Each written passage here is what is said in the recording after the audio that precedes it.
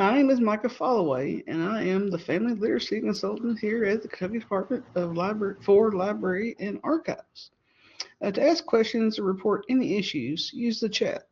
Materials are available under PDFs and slides in the Blackboard Learn window. As a reminder, this webinar is being recorded and will be available within 1 week. Captions are available for 2 ways. Click Yes at the top of your screen to see the captions, then collaborate, or you can use the stream text link in the chat to view in a separate window. Today we welcome 2 guests. First is Aaron Ames, the Director of Operations for the Commonwealth Center for Fathers and Families. Next, let's welcome Kim Mullins, Library Children's Services Coordinator at the Jackson County Public Library. Aaron, you may begin. All right, thanks, Micah. Well, as Micah said, again, my name is Aaron Ames, and I'm with the Commonwealth Center for Fathers and Families. And so I just want to start off, as we jump into this, to ask the question, why fathers? And so I want to open with a little bit of a scenario that I think helps identify issues and why we do what we do. So this is from a real life scenario. So some time ago, after bumping into a friend, a father by the name of Roderick, he learned that his children had actually been placed in foster care 6 months earlier due to claims of child abuse from their mother's new boyfriend, and no one had reached out to Roderick. Now, I think this highlights 2 realities, and this is a situation that actually happened. I think it highlights 2 things. Number one, what we're trying to lift up is why fathers? Well, the first scenario is because we want to create more father-inclusive practices that also understand the roles that fathers can play in children's lives. And in this scenario with Roderick, right, we noticed that, hey, who reached out to Roderick when his children were placed in foster care? Who reached out to his family? The second issue that I want to deal with here is, which is the rest of the story, which is a part of the reason why Roderick hadn't been reached out to, is that he previously before that been in prison. And so I think the second issue here is to deal with the absence of fathers, the crisis that we have. And so as I look at these things across the board, these social ills that we have in society, child outcomes, mental health, physical health, emotional health, academic achievement, poverty, incarceration, substance use disorders. We'd look at these social ills across the board, right? And a lot of times we say there's many causes here, but what we want to lift up is that actually, interestingly, linked to many of these things oftentimes can be the absence or the presence, depending on whether we're talking about positive or negative outcomes of a father. And so some research has been done over the last 30, 40 years. David Popenoe is a researcher here, and he talks about how the collapse of child's well-being has reached breathtaking proportions. And just, if you look at all these things, commercialism, consumerism, mass media, availability of drugs, and all the decay of social order, he says the evidence is now strong. The absence of fathers from the lives of children is actually one of the most important causes. So addressing this issue, what we want to do is, and here's what I'm going to do just in my time today before I turn it over to Kim to talk about our partnership and how we're lifting up fathers together. It's just to give a little background on some of the stats and some of the things that we want to lift up. So as we saw in Roderick's story, Roderick hadn't been reached out to. No one talked to his family, no one talked to his parents, no one reached out because he had been separated and absent. And so we do have an epidemic, a crisis of this, right? 1 in 4 children today, this is a pretty recent stat, 2023, 1 in 4 children live without a biological step or adoptive father at home, right? Why does that matter? Well, let's talk about some of the outcomes. And I don't want to belabor these stats. I put this up on the screen, and for anyone who's viewing, you can reach out to me, and I can get you slides of these stats. And we've got more than this as well. So just to kind of start, even at the earliest age, right, the father is important. So when the father is absent, the pregnancy loss rate, even the infant mortality rate, is actually 4 times as high without the presence of the father. But when the father is there, much more likely to have get prenatal care, much more likely to have healthier weights for the baby, breastfeeding rates, and these sorts of things. What's really interesting that some don't know, and I'll kind of show this quote here, is that fathers, when they are around the mother who is pregnant, when they are around the mother, their testosterone decreases, which prepares them. Their subcortical structure of their brain literally changes. And they actually increase in gray matter. And all these things prepare men, nature prepares men to become fathers. So some other stats that we could talk about, right? When the father is absent, we see behavioral issues and emotional health issues. 2 to 4 times more likely, children are 2 to 4 times more likely to need help for emotional behavioral problems. Suicides, of course, are much higher in homes with absent fathers. Even the mother's health is affected by this. When the father's present, we actually see a significant increase in self-esteem and confidence and other things that happen as well, a development of empathy. Won't go into this too much, but fatherhood and play actually is something that is key to the development of emotional empathy. Some other things, physical health, moving on to this, we see that when fathers are absent, obesity, higher rates of obesity, significant higher rates of teen pregnancy. In fact, there's a note that when the father is absent, that the ideal age for both childbirth and marriage for females is much lower. And so when the father is present, we actually see, this is one of the most interesting studies we see in physical health with fathers, is that with a father who is present versus a father who is absent, literally we have studied cellular functions called telomeres, which affect a lot of things related to health. And children with absent fathers have essentially shorter telomeres versus children with present fathers. Really interesting thing, which helps explain some of the mental health and physical health issues. Other things you guys can see on the screen, right? That encourages physical activity and things that will help their overall physical health. And I want to move through some of this a little bit. I don't want to go too far, but one of the things I really want to focus on today, because what we're going to talk about as libraries, is academic achievement. And so what we want to do is talk about, hey, when fathers are reading to their children, right, whatever age, but of course the specific study that I've got up here now is done when fathers are reading infants, but it demonstrates that by the time they're 2 years old, they have improved cognitive and vocabulary scores, and it's decreased when a father isn't reading. So there's a specific way in which fathers read to their children, and no doubt mothers as well. So as I say all this, understand that we are not trying to say fathers are more important than mothers. Of course not. We're trying to say fathers add, it's complementary. We need the mother and the father. And so in this case, there is a special way in which fathers read to their children that actually help. And scientifically, there are multiple studies that have demonstrated this. There are a number of other studies that demonstrate the role that fathers play in helping to if they're involved in academics and helping with the cognitive development of children. Of course, behavior problems, we kind of already saw that. That's another issue that will help. And so I'm going to move on to the next slide here. Another thing is that when fathers are involved in the academics or in the life of their children, especially, we typically say upwards of 30 minutes a week, if they can just give some attention to it. You see that when they're not involved, what we see is actually more dropouts, lower GPAs, more likely to repeat a grade. However, on the other side to show is that when fathers are involved, let me show this next slide. I'm going to move forward here.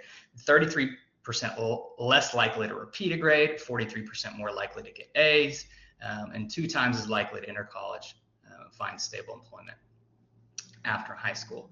And so there's a significant increase in aptitude in the academic element. And so fathers taking the time to be involved in their children's schooling, reading to their children, talking to them about their academics. And I think the library is a place where this can really, really be a good connection. And I think this is what we'll see with what Kim is starting to do in her program in Jackson County. And so just a few other things. Love this quote, one father is more than 100 schoolmasters. A few other things just to hit on real briefly. Drug use, substance use, much higher of early rates of even teenage abuse of substance use in households without fathers, and then far less likely to abuse substances in households where fathers are present. And I say households, we have non-residence fathers that are part of this study as well. So we're not only talking about married couples, but we're talking about fathers that are engaged and present in the lives of their children, even if they're not living with them all the time.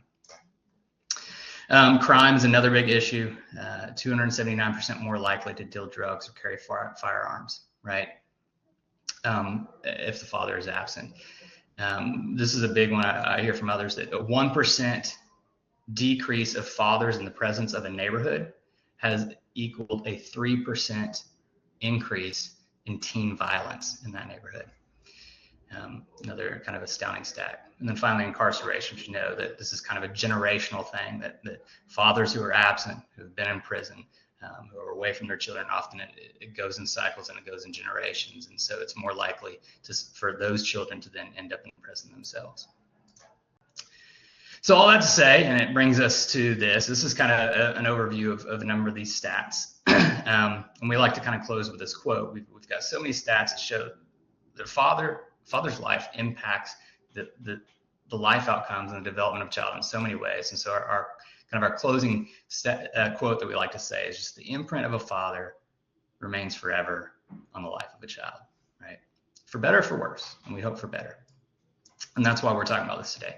So who are we? We are the Commonwealth Center for Fathers and Families, and we're about 4 years old.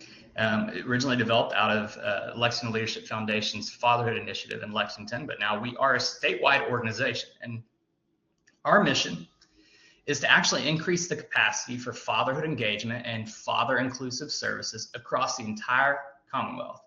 And we do this in a number of ways. So we are a statewide organization. We have regional engagement agents in different parts of the state, though our office is located centrally in Lexington.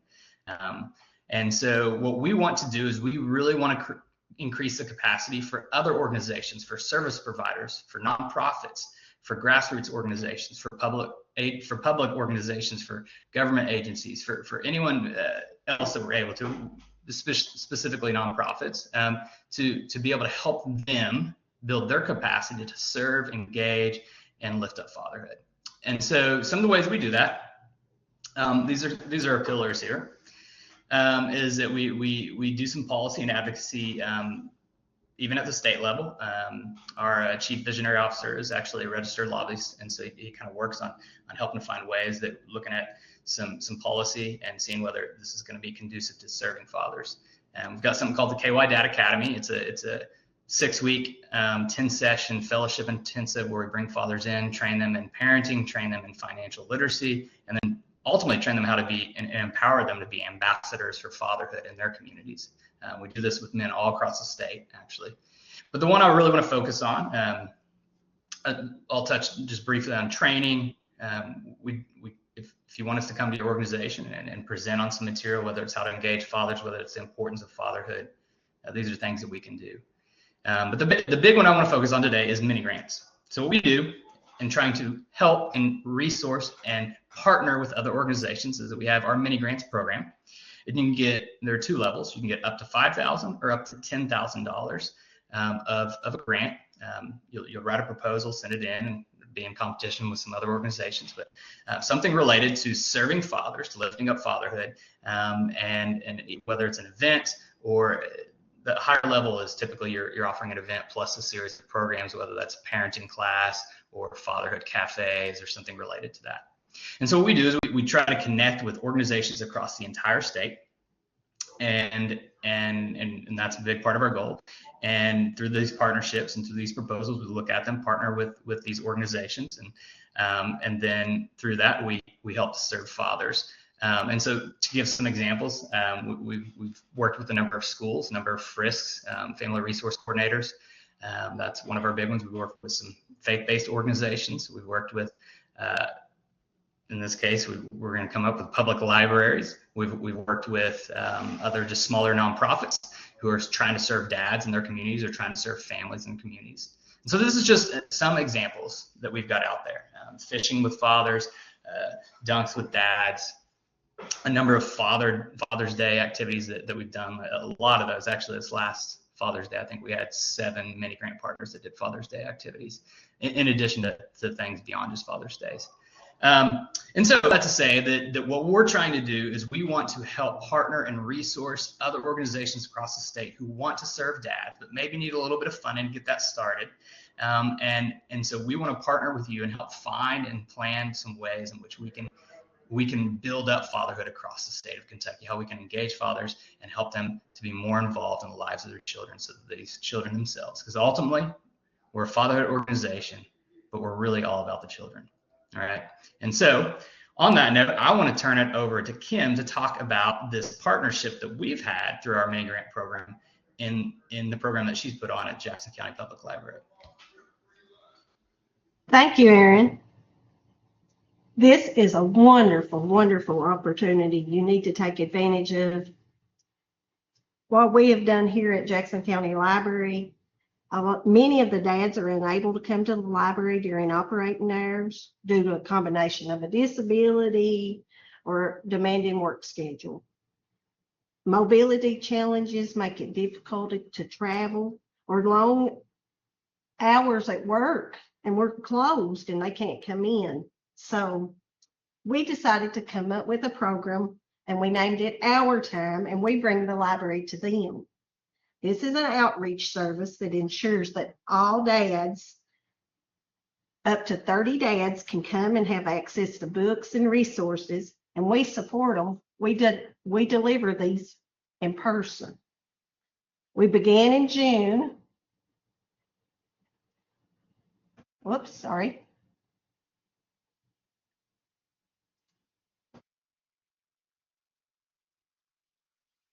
Trying to flip it. We began in June, and we offered 30 spots to families throughout the county to participate. We teamed up with the local schools and children we'd met here at the library that we did not know their dads. So we distributed a book and a toy a month. Some of the books we've distributed so far, we gave The Very Quiet Cricket by Eric Carle, and we paired it with some insect toys. As you see, these dads are using these with their kids. We also have Goodnight Moon, and we paired it with a bunny plush wearing pajamas. We're to give out yet Where the Wild Things Are by Morris Snedneck, and we paired it with a Wild Things stuffed animal. We have Pete the Cat, and we paired it with the Pete the Cat plush. We have the Snowy Day, and we've got a snowman kit yet to give them. And we also have If You Give a Mouse a Cookie, and we paired it with cookie counters for the kids. This is very important for these dads because it builds cognitive development with these children. Reading stimulates language acquisition and vocabulary growth and early skills. We have had a few dads that commented they weren't able to read. We was like, just tell them the story with the pictures. This also promotes positive interaction with the child and the dad. It makes children feel safe and loved and supported. It builds social skills through guided play. Children learn cooperation, sharing, and communication. Fathers modeling positive behavior skills helps children develop empathy and respect for others. It builds their language and communication. Reading aloud and interactive storytelling improves verbal skills and comprehension. Children learn to express themselves more clearly. Children with involved fathers are more likely to show better self-control and less behavior problems.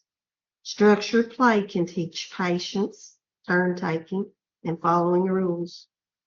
The key message of our program is any dad can share a story with their child, no matter their educational background. Reading together is about the connection, not the perfection. After the parent has successfully completed the program, our plan is to give them a t-shirt provided by the generous funding from Fathers and Families. This is a fantastic partnership. It has made a substantial impact on our community, and it's helping families build stronger connections while promoting early childhood literacy in fun, engaging ways. We thank all of you all for helping us, and we encourage you to apply and get your fathers involved in your communities.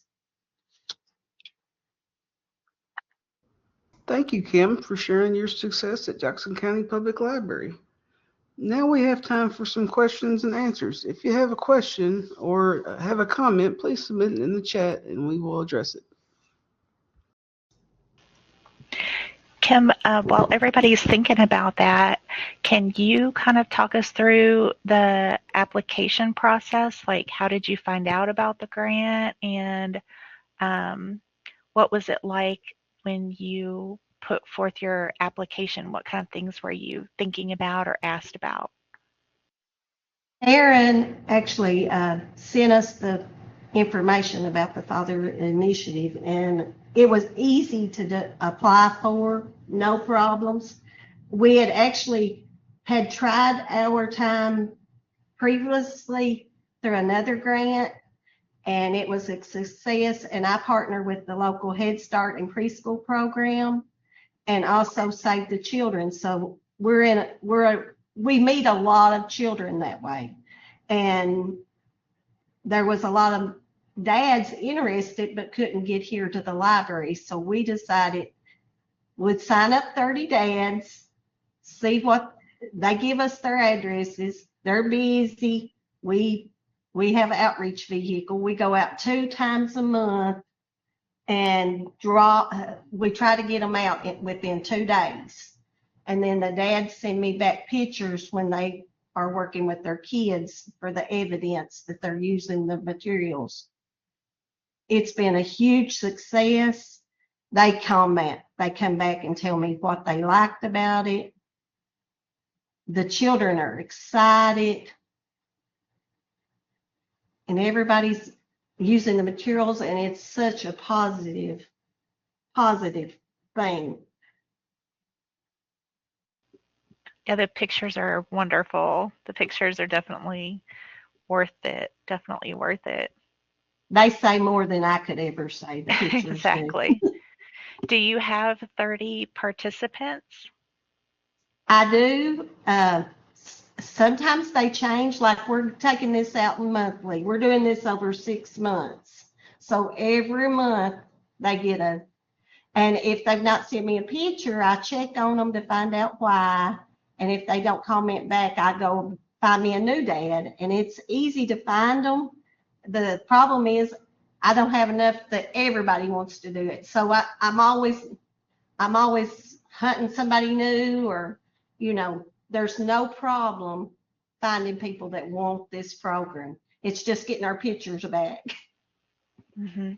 Erin, do you have any other libraries participating, and what is the grant application period if people want to apply or find out more about it? Yep, great question. So our next grant window will actually open in January, February. We'll have a period to do that. But the easiest way to make sure you don't forget that is if you go to our website, and I guess I can drop that in the chat, right? I think. So I'll do that here in a little bit. But if you go to Commonwealth Center for Fathers and Families, www.ccffky.org, on there you can sign up for a newsletter, and so that'll make sure you won't miss the next announcement for the next open window. And so yes, we'll have an open window. You'll have a place to register online, to register, to open the application and to get what you need for that. We host typically a couple of webinars that we'll do during that time to make sure people know what they need to do to apply and get that application in on time. And so probably the other thing I'd say is that if you want to connect with us, you're thinking about doing something like this, go ahead and connect with us. Maybe connect with Kim too, so you can see how she's done it.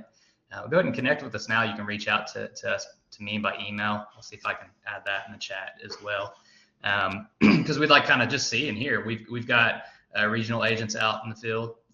So actually, as far as the public library goes, Kim is our first one in a while. There has been back in even probably before our inception, when our chief visionary officer, David Cozart, was working with the Fatherhood Initiative, there were some other library things that they had actually done in the public libraries back then to try to get fathers involved. But what I love about this and so many of these pictures is that, statistics show that the earlier you get fathers involved in academics and in the lives of the children, the more likely that's to carry on, right? So early involvement we see actually predicts later involvement. And so getting them done and doing reading at this level and at this age with some of these pictures that I'm seeing, like this is actually going to go a long way for a lot of these fathers and children. So that's what I like. So yeah, if you're interested, go ahead and reach out to me. Go on our website and let's see. Was there a question on there from Harry? Yeah, it looks like it's going towards Kim, asking how did you figure out that one of the issues was the fact that dads could not make it to the library during normal working hours? Did you put out a survey or poll people as they visited the library or something else?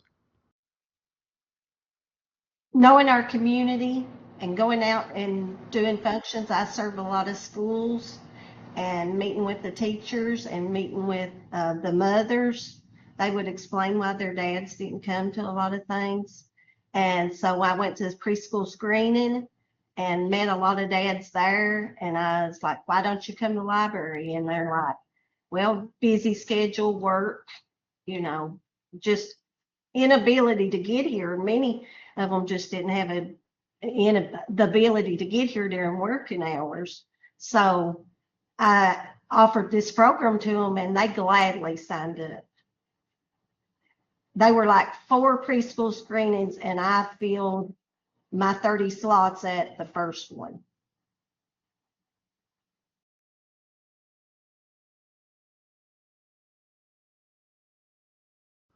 Thanks, Kim. Does anyone else have any questions or remarks about the program or the Commonwealth Center for Fathers and Families?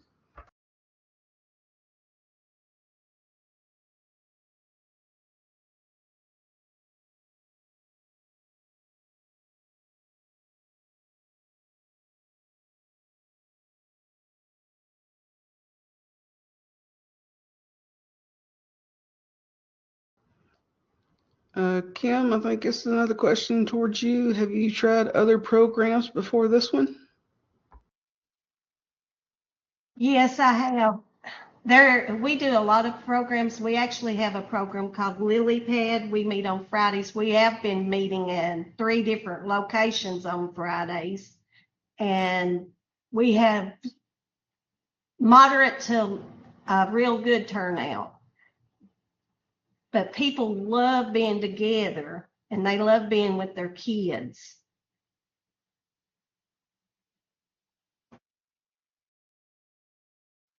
Our little town's small. We don't have a lot to offer. We do advertise on a local radio station when we have events, but most people will come out and participate if they can, if it's the hours they can. I've offered daytime program from a lot of dads are coming out. We're also doing school program, homeschool programming, and we began that yesterday. And mostly moms showed up for that, but we do have some dads interested in that.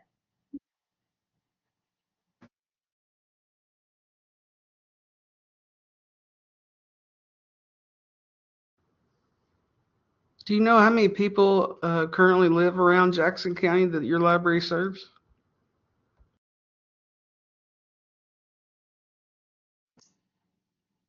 I would say we serve probably 500 people easily. I don't know how big our community is, like the population, but people tend to come. But we also do outreach food. We take food out to families once a month, and I know she serves like 78 families on food a month.